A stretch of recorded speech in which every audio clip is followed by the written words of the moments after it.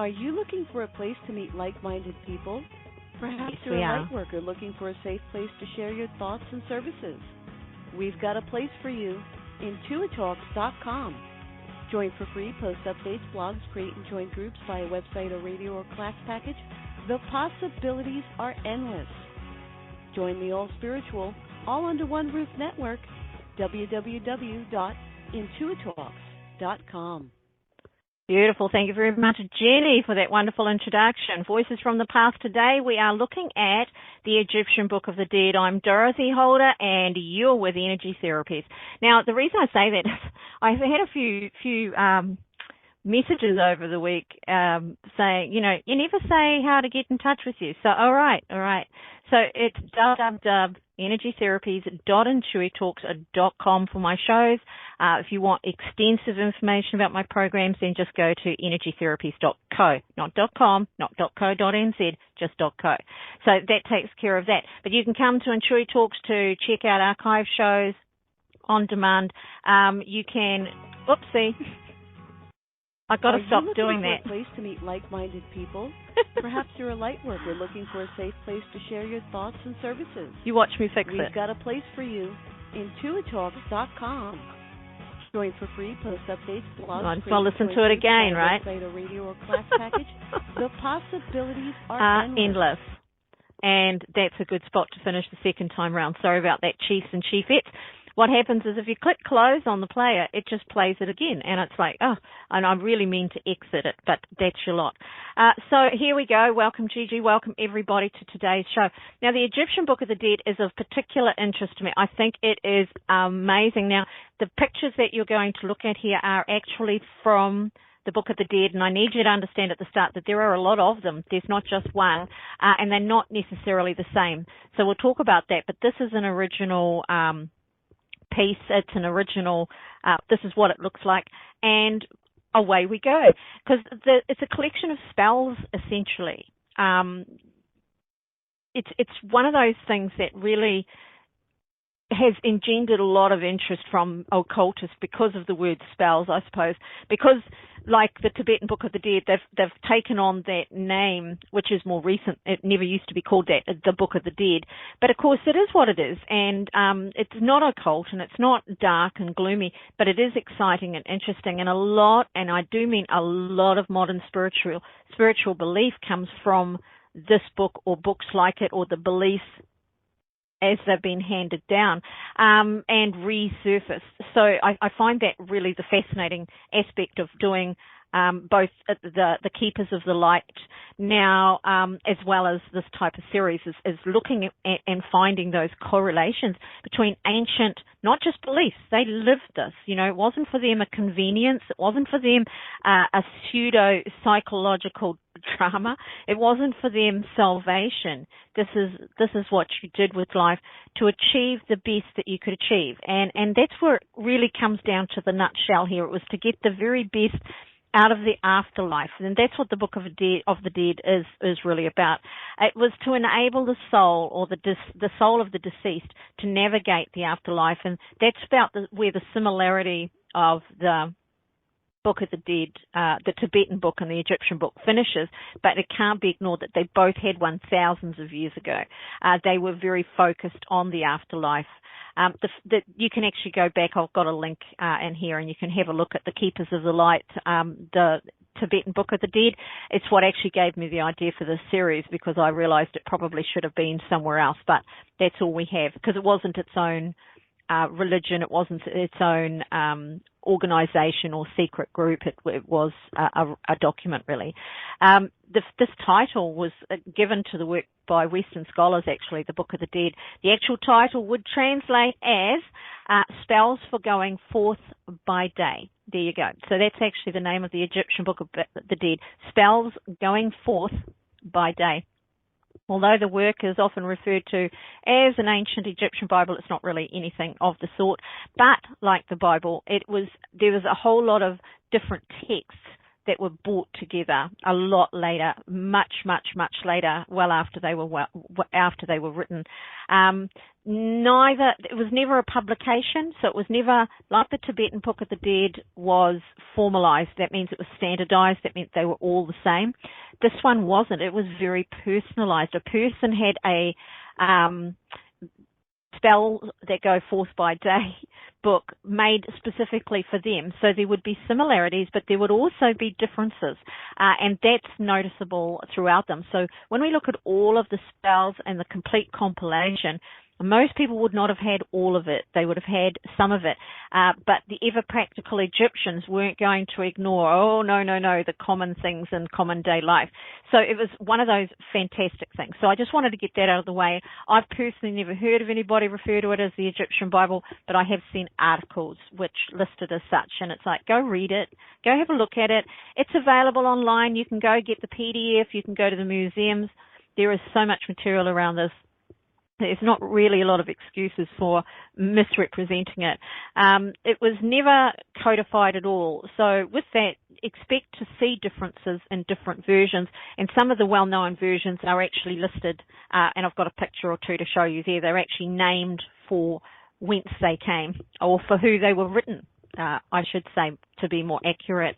They were created specifically, in particular, to start with for nobility, and royal families, and then they became, as time went by, more popularized, more attainable.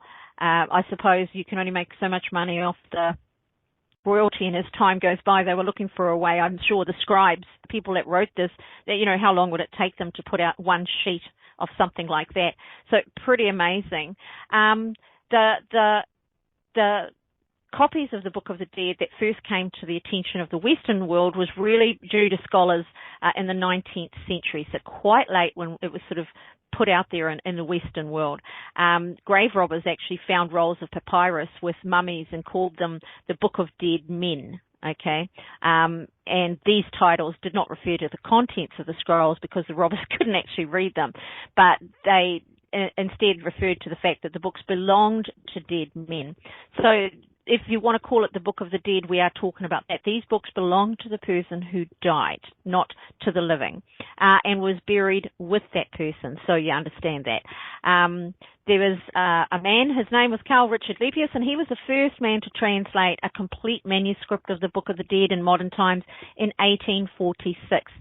Do you read it from top to bottom of each row and not left to right? I think it's right to left, but I couldn't tell you for sure, to be honest, with Egyptian hieroglyphics, because I know they work in groupings, but I could be wrong. So I'm not an Egyptologist. I'm really just a curious fan.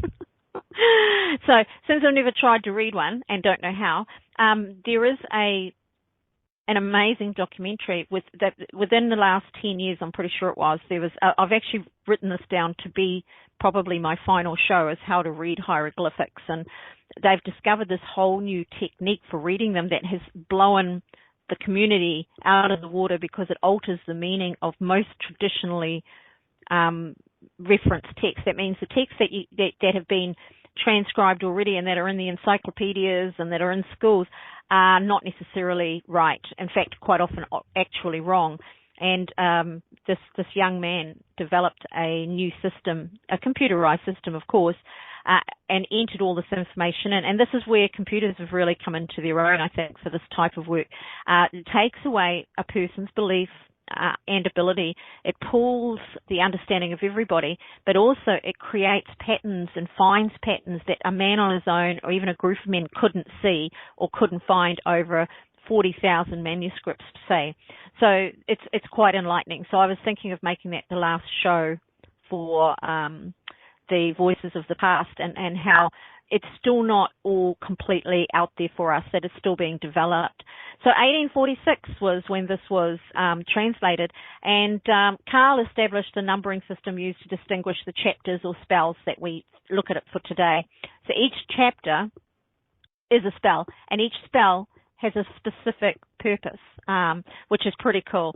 Now, he also is responsible for encouraging other scholars to collect other variations of the book and the spells in the book, and to just gather it all together. And that's how we ended up with this one big book with an ultimate 186 to 200 spells. They're not quite sure because this was done a long time ago, and there's actually pages missing from that. So, but it's a significant collection with clear variations. You can see the different spells and how they might be. And there's also a commentary by Lepius himself. You can go find that and you can read it. It's in PDF form online, absolutely free of charge. They are onerous, as in, they are a bit long-winded, and they are originally written to be spoken by a dead person who's got all the time in the world.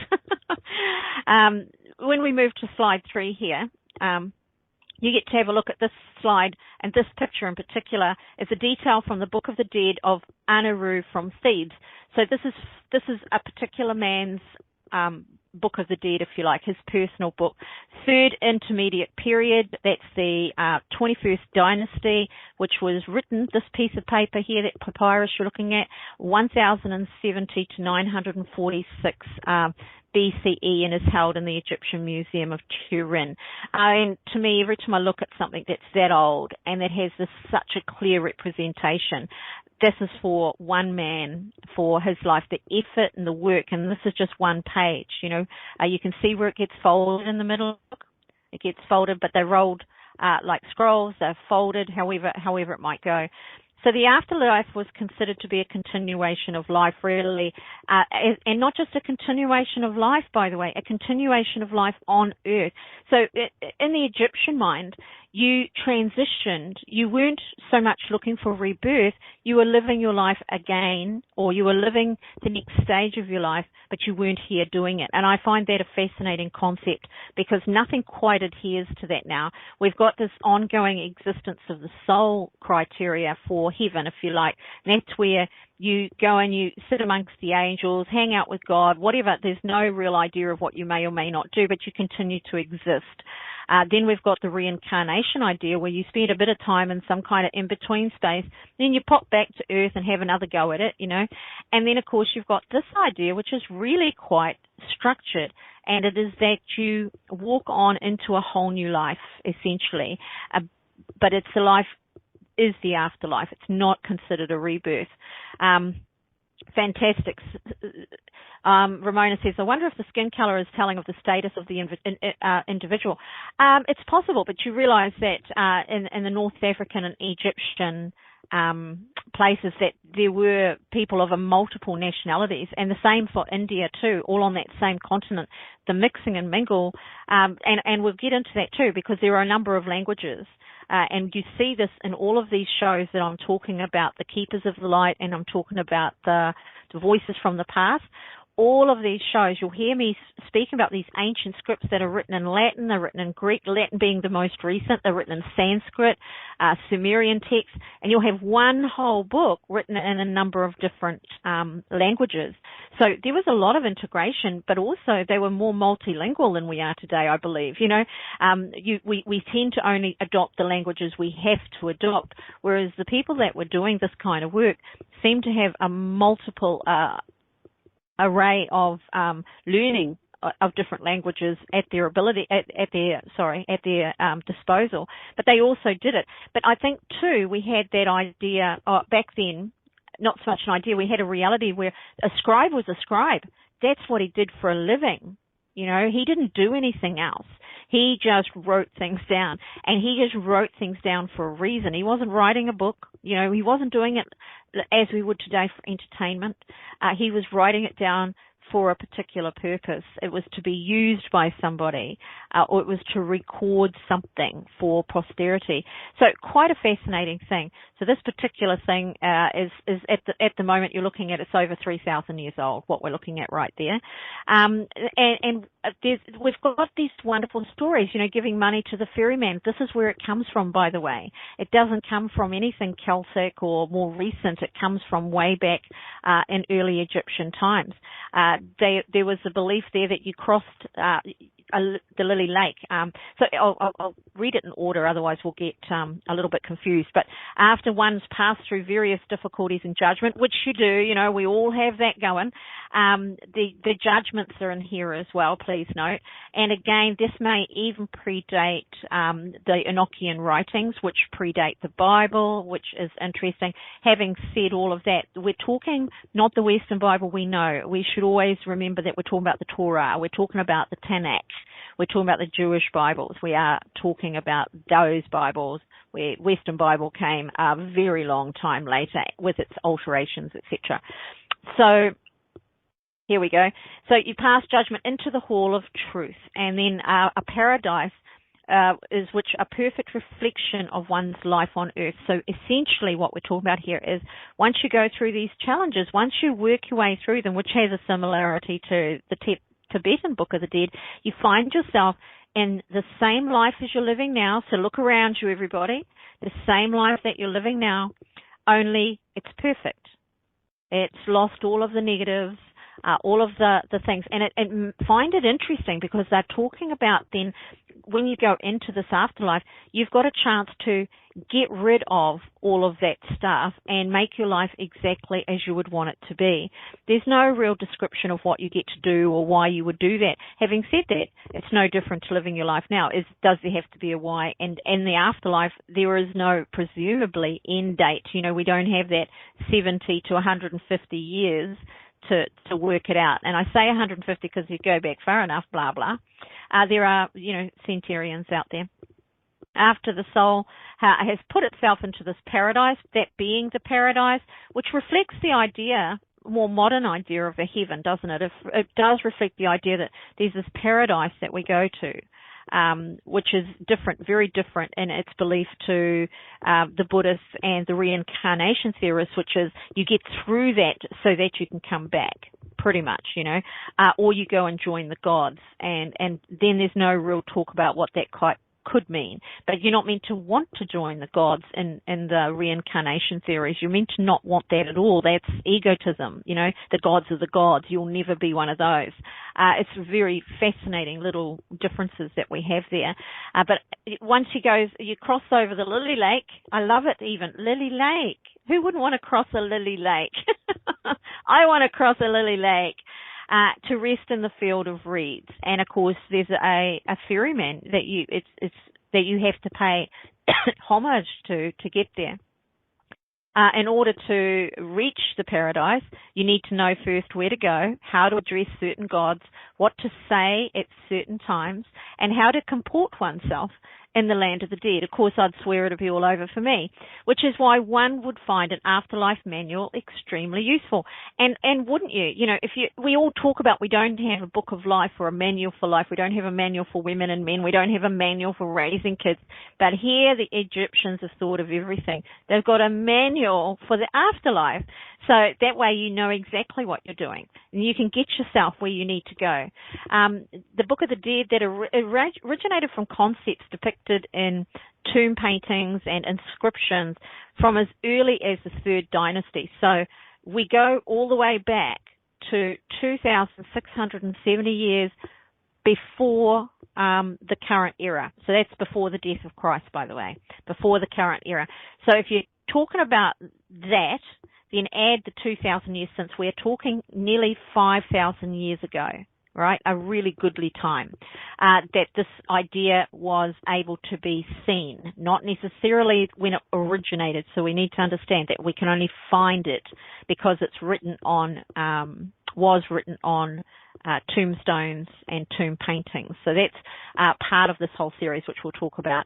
The purpose, there's a lady historian, Egyptologist, Margaret Bunsen, explains, was to instruct the deceased on how to overcome the dangers of the afterlife by enabling them to assume the form of several mythical creatures and to give them the passwords necessary for admittance to certain stages of the underworld.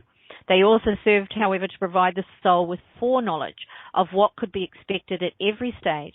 So having a Book of the Dead in one's tomb would be the equivalent of a student in modern day having the answers to all the tests. So that means they didn't have to go through any trials and tribulations after death. It was done for them because those that had, for whatever, the knowledge, the priests, those that had explored these spaces and places could give them the clues. They could give them the idea of what it is that they needed to do, which I think is pretty cool, right? A cheat sheet for afterlife. At some point prior to 1600, before the current era, BCE, the different spells had been divided in chapters, and by the time the New Kingdom, which is 1570 to 1069, the book was extremely popular. At that point now, anybody could have one. It wasn't just for the rich anymore. The whole thing became kind of put out there, I guess, because people decided I don't know whether it was maybe more people were learning how to read, more people understood how it worked, or maybe they didn't care if they couldn't read it as long as it was what they needed. We're starting to now look at writing down or buying, if you like, the first absolutions, I guess, the first idea that, whatever you've done wrong, as long as you say this when you get there, after you've died, you'll be fine. And that very much is replicated in Catholicism today, to this day. They took it on a lot later, of course. It was extremely popular. Scribes who were experts in spells, so now we're getting to the spell side of it, would be consulted to fashion custom-made books for individuals and for a family. The spells, as Bunsen notes, these spells and passwords were not part of a ritual, but they were fashioned for the deceased to be recited in the afterlife, and this also separates it out from the Tibetan Book of the Dead. If someone was sick and feared they might die, they would go to a scribe and have them write up a book of spells for the afterlife. The scribe would need to know what kind of a life you've lived, in order to surmise the type of journey that you would be expected to make after death. And then the appropriate spells would be written specifically for that individual. And I think that's really powerful stuff now. We're talking about a person not quite confessing their sins, but close to it, right? We have got the foundations here of confession. The basis is there. You're not being given absolution, which I've always really strenuously disliked. Excuse me. What you're being given, though, is a tool for yourself to use to atone or to heal it or to sort it when you get to that particular God over the other side who might want to just take you out, who might think, no. This slide is a detail from the Book of the Dead, Tayanasakt. That's probably really badly said, but hello. Again from Thebes from the Ptolemaic period, 332 to 30 BCE, so that's about 300 and somewhat years before the death of Christ, the current era. It's also in the Egyptian Museum. Prior to the New Kingdom, the Book of the Dead was really only available to royalty and the elite. And the popularity that starts to expand this was the Osiris myth, or what they call a myth. I mean, let's face it, suspend it. In the period of the New Kingdom, made people believe in spells, that spells were indispensable because Osiris featured really prominently in the soul's judgment in the afterlife. So now we have judgment. This is the origin of judgment, if you like, as well, because we've got Osiris who sits in judgment of you after you have died, and the Egyptians believed totally in that as well. Osiris was the person to please. And as more and more people desired their own Book of the Dead, scribes did oblige them, and the book became eventually, I suppose, another commodity produced for sale. Having said that, they're still individualized. So in the same way that publishers maybe today present on demand, I wouldn't say today, actually. If you go back, I would say a vanity publisher. So you paid the money, you got your book, and what you did with it after that was entirely up to you. So it's very much that way. They could have as few or as many books in the spell as they wanted, but I've got a feeling that it would have been down to, if you hadn't been a really good person, having a book like this would be more important to you. If you've been a horrible person, you would have every spell at your disposal to get through every possible challenge to your afterlife. So kind of fascinating. We've got, again, Bunsen, the historian, writes, the individual could decide the number of chapters to be included, the types of illustrations. They were illustrated, as you can see, in these books that I'm showing you here. Illustrations, the quality of the papyrus used. The individual was limited really only by what they could afford, what they could pay for. The pyramid texts were pretty much the original. Does any author have the spells written in?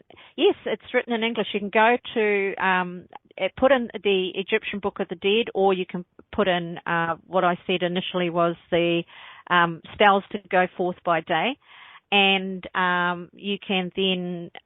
I'd put in the Egyptian Book of the Dead though, and when you have a look, put in PDF, and you'll see a list of translations that come up. Forget the articles because they're kind of blah, but go straight to the translation and you'll be able to see the full list of all of the spells. The spells are listed on the Cairo Museum. They're all over the place. There's so many. They've been so well looked at, I guess. It's in English just about everywhere. So we move on to where we are, the pyramid text.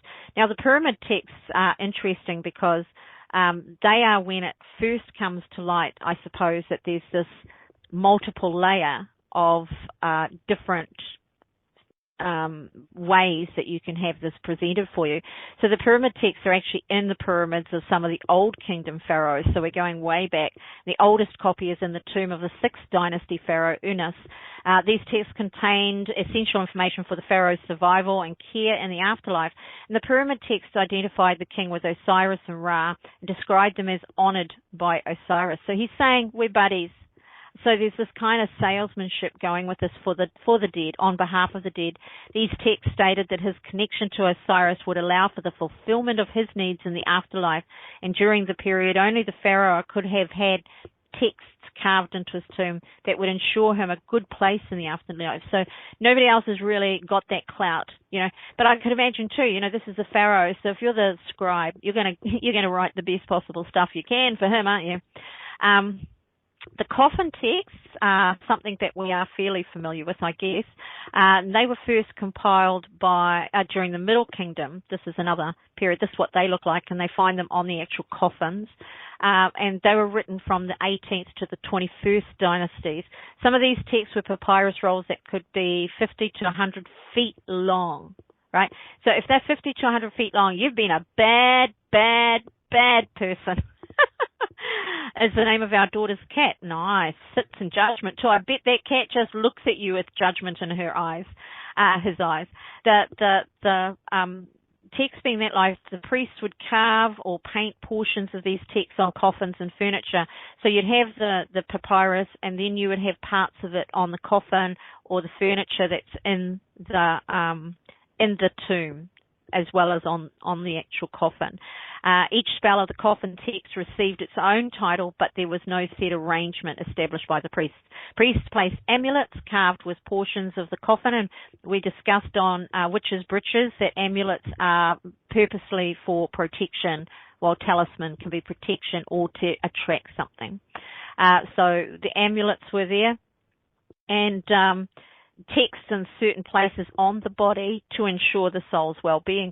It's very, very interesting stuff. So we've got that whole idea that you're writing on the body, that you've got the furniture, and you've got other things going on. I can put a link in later, but if you put the Egyptian Book of the Dead in the search and put PDF after it, you'll find all the translations. They're everywhere. Really, they are, in English everywhere, because there's not really a foreign language with them because they're hieroglyphics. So it's going to be hieroglyphics or it's going to be English, pretty much, unless you go to a French site.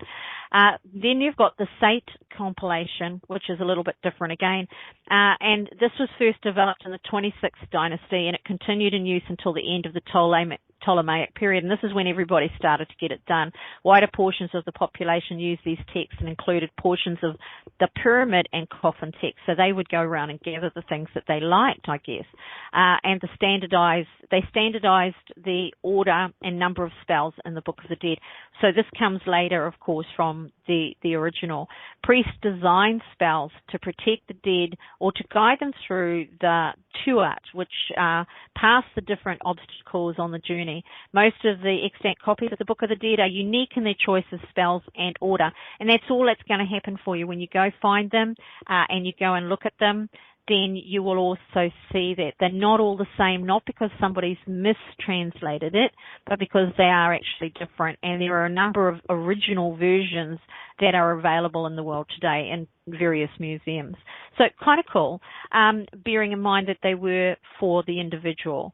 How they were set out, everything was done for an individual. But in general, when you get to the more popularized version, chapters 1 to 16 will be the dead person goes into his or her tomb. They include the burial in all of these. The soul passes into Tua, the soul returns so the body could move and speak again. Now, this is important, so the body can move and speak again. Chapter 17 to 63, basically, in general, explains the myths of the origins of the gods, describes places in the Tuat like a map, and helps the dead soul live and be reborn. This is reborn into the afterlife, by the way.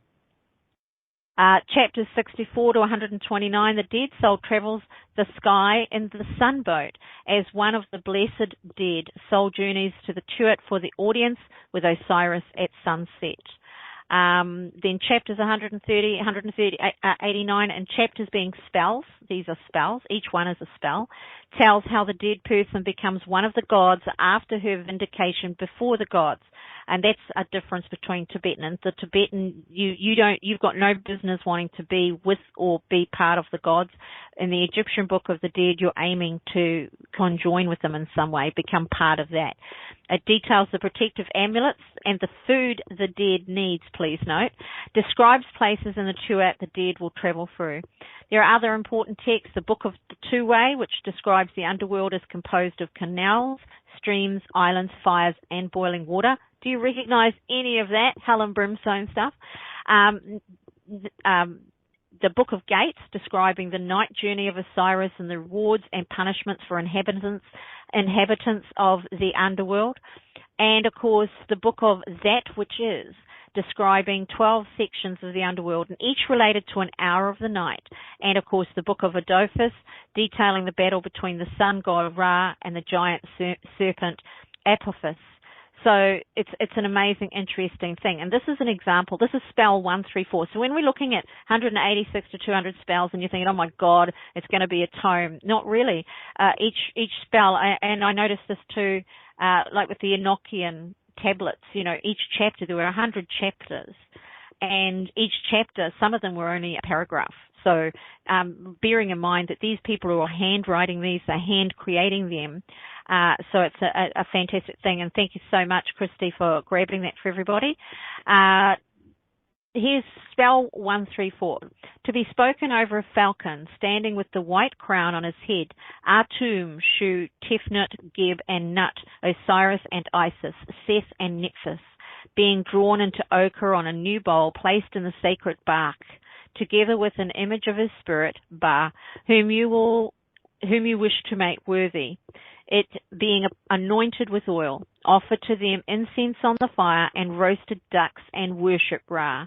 It means that he for whom this is done will voyage and be with Ra every day in every place he desires to travel. And it means that the enemies of Ra will be driven off in every deed, a matter 1,000,000 times true. Spell 134 out of the Book of the Dead. Now, what you need to understand is that's not read to the dead person. It's not read to the person as they're dying. This is instructions. So this is for the dead person to be spoken over a falcon. This is what he's got to do. Go find a falcon standing with a white crown on his head. You find him first, okay? And that's what you got to do.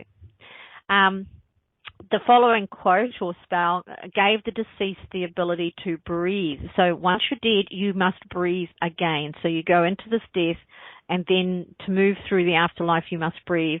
So, O you sycamore of the sky, may there be given to me the air which is in it, for I am he who sought out that throne in the midst of Wenu, Hermopolis that is. I have guarded this egg of the great cackler. If it grows, I grow. If it lives, I live. If it breathes air, I breathe air. Pretty interesting concept. And of course, these are given to you in this scroll, given to you in this book form. They're buried with you so you can use them. It's so you can say them, so that you can go hunt these down, do these missions. So almost like a game, like the modern games, internet games, digital games, where you've got to complete the task, you get the thing, and then you pop up to the next level. One of the most well-known and well-understood, probably, even if you don't know, this is what it looks like, guys, by the way, up close and personal. Well-known and one of the more well-understood, without necessarily realizing you know it, is the weighing of the heart. These are pyramid texts, pyramid spells. So there's a lot of information that they've been able to interpret over many, many years. You can come back and look at that. Now, this is a particular spell. In itself, the whole complete spell looks just like that. That's one spell. So you can imagine how long it would be if you had, say, 50 of these or 30 of these on this one big long papyrus. Could easily get to that 50 to 100 feet, right? It's a very complex thing to do. So for one person to have this with the illustrations at the top, with all of the hieroglyphics, you are talking an intense piece of work. That would have been worth considerable money. Here's another piece with the imagery of a Book of the Dead, and then the hieroglyphs that go with it. Really fascinating stuff. These are originals. These are from the Museum of Cairo. And I'm trying to find what I've lost here. I've lost something. Did I go too far? Yeah, no, I didn't. I've missed it. I'm really disappointed myself because I had that image there, and that ain't it. So the weighing of the heart, which I don't have, I'm just going to go find it. Weighing of the heart, I'm not sure what I did there. I must have got sidetracked. The weighing of the heart was something we have seen so many times with hieroglyphics that, it's impossible not to recognize it. And this is what I mean. It's one of those things. Hang on, I've got to save it, download it, put it over here. Yay. One of those things that we have got so much going for us because we've seen it again and again and again, and then not realized that this is what it was. And I'm guilty of that for many years. When I saw this for the first time, I said, I've seen that reproduced so many times that it's just impossible to believe that one wouldn't know. Now, the point of that I'm trying to make is that it has an influence. There's some kind of trigger. There's some kind of understanding of it, even if we don't realize that we understand it. Here's the imagery here that has been reproduced. You'll see these scales so repeated, and now, of course, by understanding this, you understand why. The weighing of the heart is one of those most amazing things.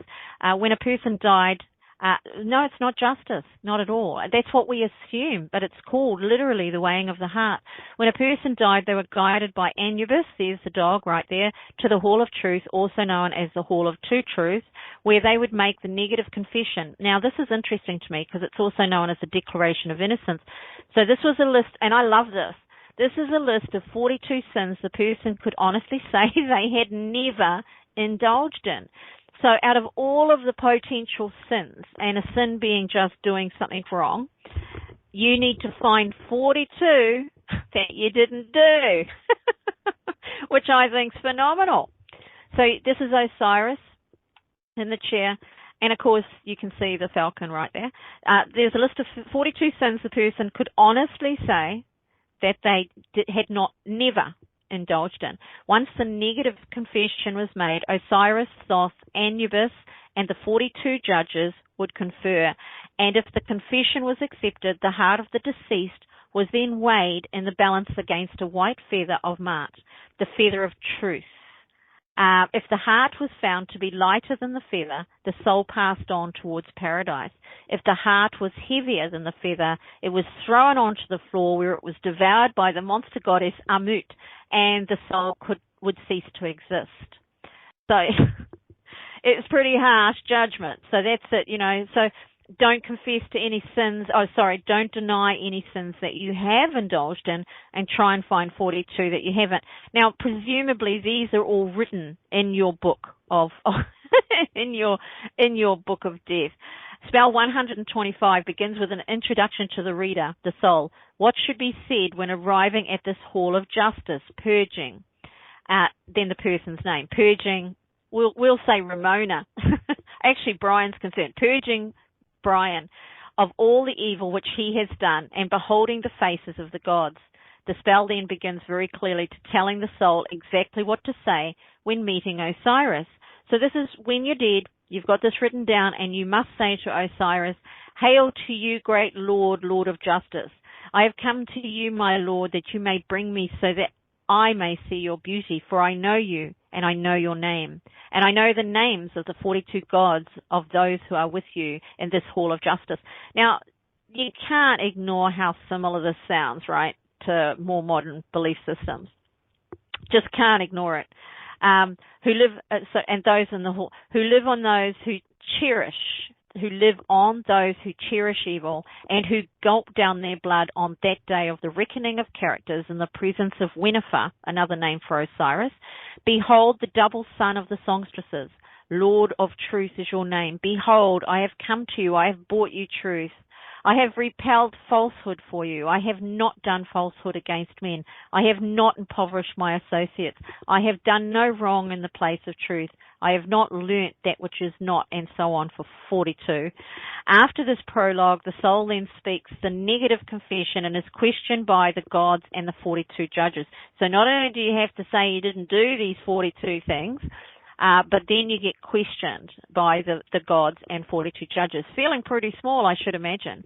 At this point, certain very specific information was required in order to be justified by the gods. I will read it to you all, yes. I'll be having my show, I'll be 140, and I'll be reading it for you all. Now, see, the living don't read this for you. You're going to have to print that puppy out and have it buried with you. Read it for yourself so you know what to do. And in the afterlife, you can read it because you've got it with you. You just whip it on open there because you'll have done the breathing thing. You can breathe in the afterlife. So one needed to know the different gods' names. You had to learn 42 gods' names and what they were responsible for. One also needed to know such details as the names of the doors in the room and the floor one needed to walk across. One even needed to know the names of one's own feet. Are you ready for this, people? Do you know the names of your own feet? Now, there's a question. As the soul answered each deity and object with the correct response, they would hear the reply, "You know us, pass by us," and could continue. At one point, the soul must answer the floor about the soul's feet, okay? And "I will not let you tread on me," says the floor of this hall of justice. "Why not? I am pure. Because I do not know the names of your feet with which you would tread on me. Tell them to me." Secret image of Ha is the name of my right foot. Flower of Hathor is the name of my left foot. You can see how much imagination these guys have got compared to Bob and Jane and left and right, hey? And Bob and Jane. "You know us, enter us." And the spell concludes, this is a spell, concludes with what soul should be wearing when it meets judgment and how one should recite the spell. So the instructions are all there of what the soul should be wearing. It doesn't matter what you're buried in. Remember that. Now, if you were to think on it, just think for a minute. I think this is a great exercise. If you were to truly come before a god like Osiris, 42 gods you've just got past, the only way to reach paradise is to walk over this floor, and this floor says to you, "Tell me the names of your feet before I let you stand on me." Honestly, have a wee think on that. Whether you type it in or not doesn't really matter too much, but think on it. What would you name your feet? Now, please note that this person in the demonstration has named them for gods, just so as we're clear, but probably not one of the 42 gods that he's had to pass. And you'd never call your feet Osiris because you'd be in big trouble, mister. You'd be in big trouble. So here we go on. Here's more written. This is how it's written. "The correct procedure in this hall of justice, one shall utter this spell pure and clean and clad in white garments and sandals." If you weren't wearing white garments and sandals, you'd be in trouble. You'd be in big trouble. You wouldn't get through. Painted with black eye paint and anointed with myrrh. Now, we've all seen this imagery, right, on the Tutankhamun's, on his tomb. The black paint around the eyes. You see it very regularly put out there. So there's a specific way to dress. So this is the significance of seeing the white and all of that stuff in here. Following this, there shall be offered to him meat and poultry, incense, beer, bread, and herbs. When you have put this written procedure on a clean floor of ochre overlaid with earth upon which no swine or small cattle have trodden. Now, this is in the afterlife. You don't do this before you're dead. Following this, the scribe who wrote the spell congratulates himself, which I think he should. He goes on to say, basically, that he's done something really good. He's done a great job and assures the reader, the person he's written it for, that he, the scribe, will flourish as well as his children for his part in providing the spell.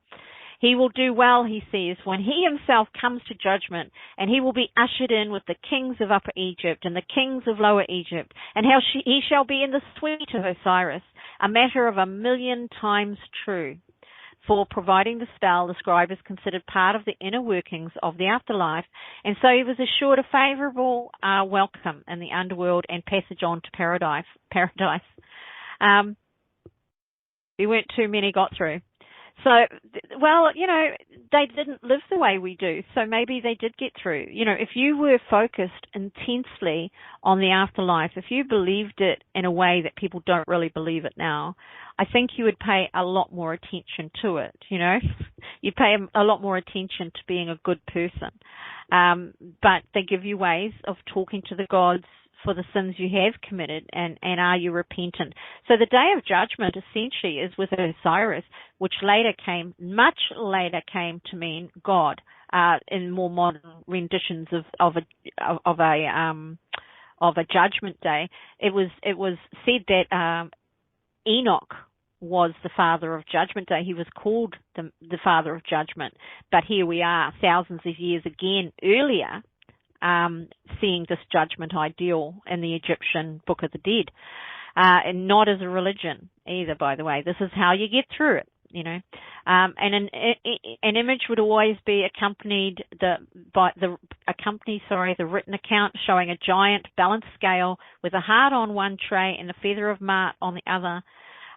It's a really amazing thing. Amat was the devourer, snatched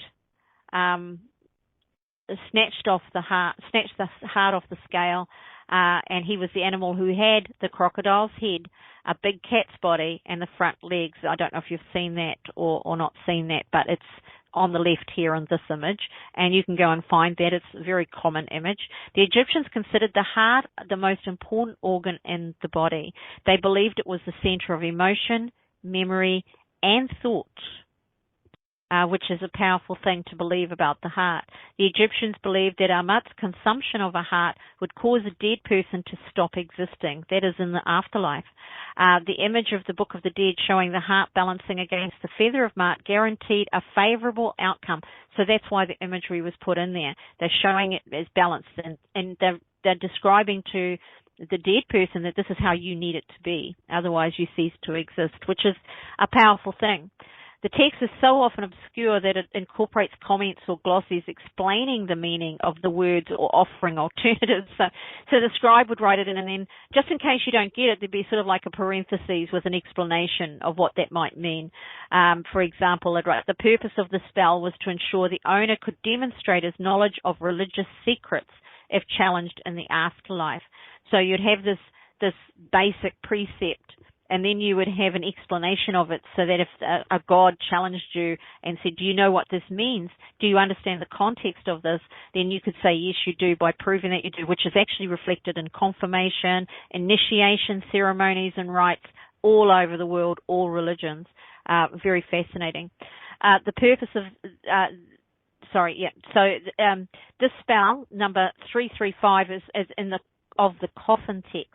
And part of the spell is found in the papyrus of Ani reads, all the evil which was on me has been removed.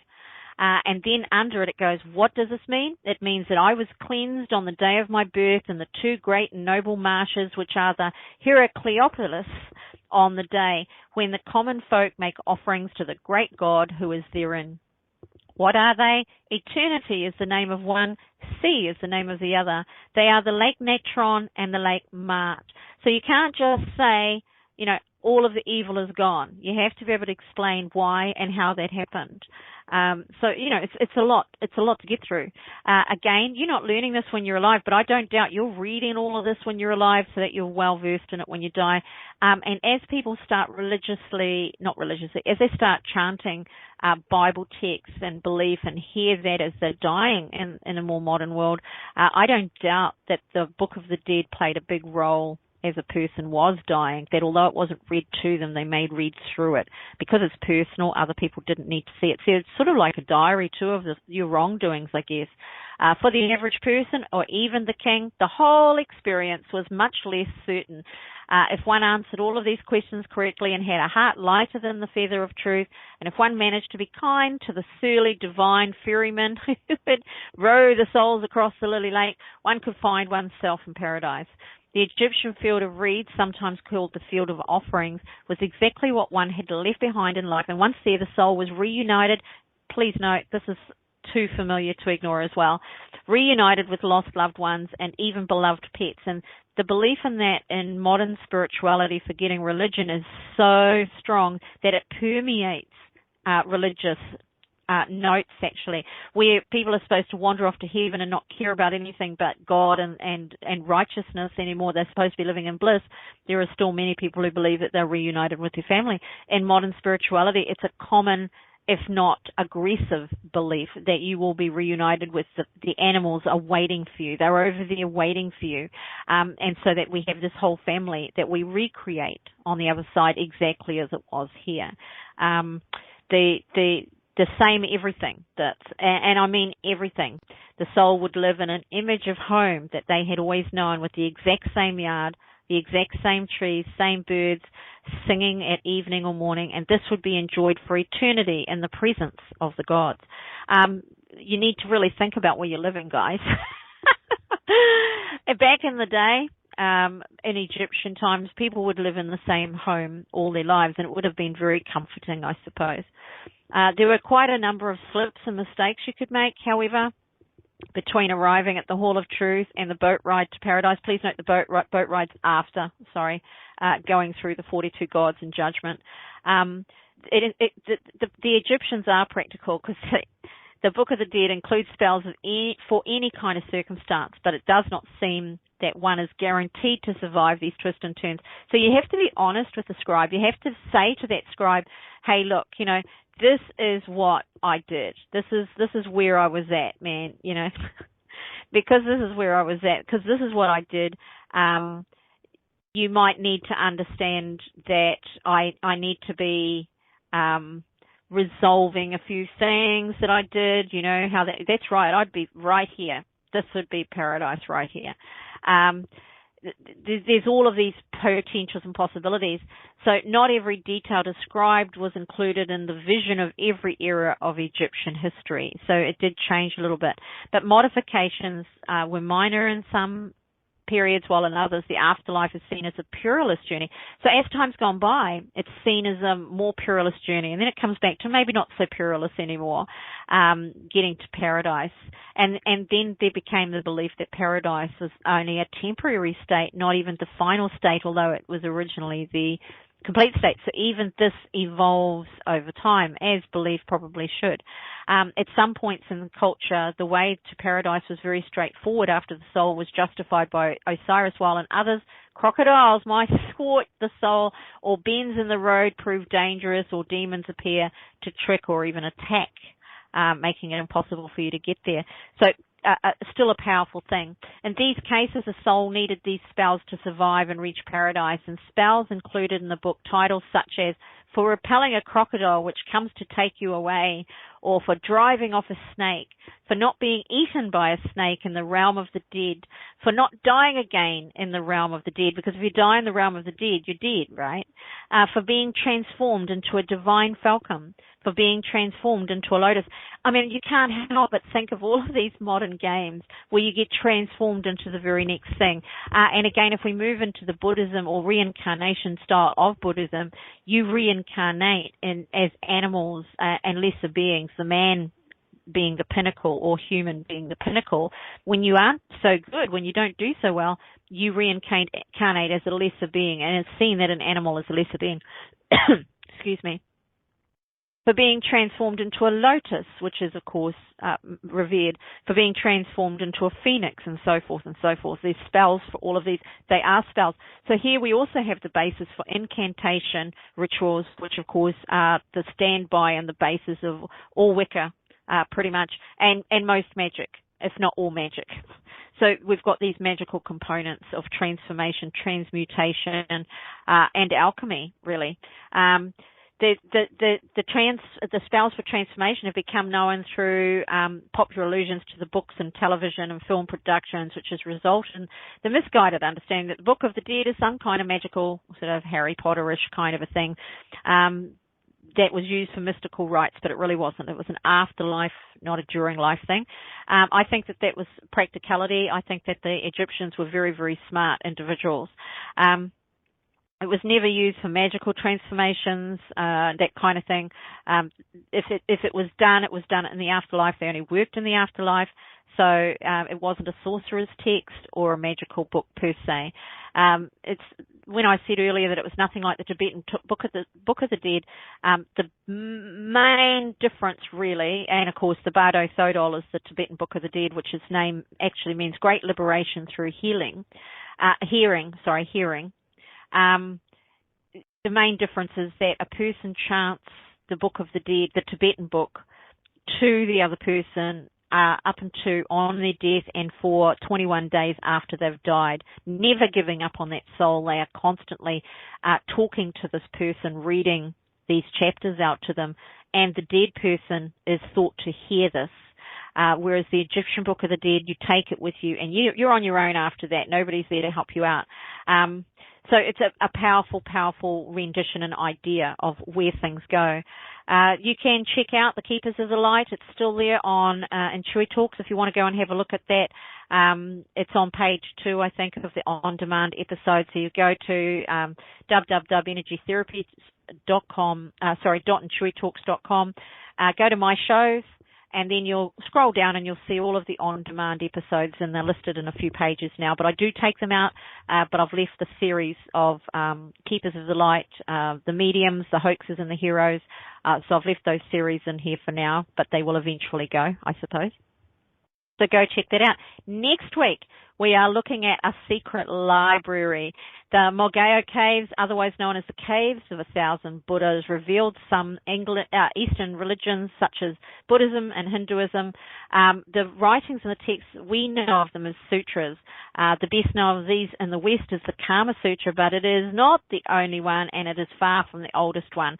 We're going to have a look at some of these mysteries that were walled up for 1,000 years before their discovery, and then we're going to have a really good look at that. I think that is a fascinating area. It's just an amazing, amazing idea. Do check in on a psychic affair on Wednesday. I'm doing hand readings. If I don't get photos soon, I will be just diverting that, and I'll do whatever I jolly well feel like. But I am doing hand readings. You can post pictures to me on IntuiTalks. Remember to put @Dorothy, the same as Facebook, and that way I will be alerted. You can post them in the free psychic readings group, because I get alerted for all posts every day, or at the end of every day for there. Or you can put them on the IntuiTalks Facebook page. And if you are interested, pop along there, where all the shows have a tendency to be posted so that you know what's coming up, etc. But in the meantime, thank you everybody for coming along. Thank you for listening. And remember this week, don't be a part of your own problem. Ciao for now.